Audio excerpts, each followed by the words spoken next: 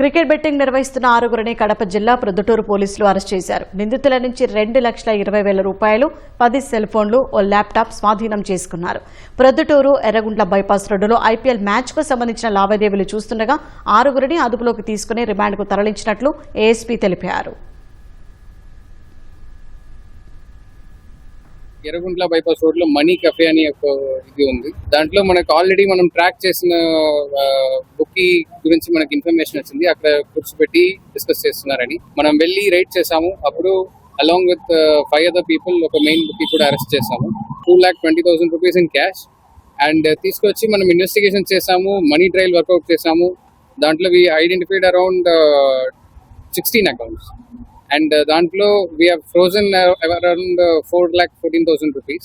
And ఈ 6 people కూడా like last case మనం ఆర్గనైజ్డ్ క్రైమ్ సెక్షన్ కింద పెట్టి ఇప్పుడు రిమాండ్ చేస్తున్నాము.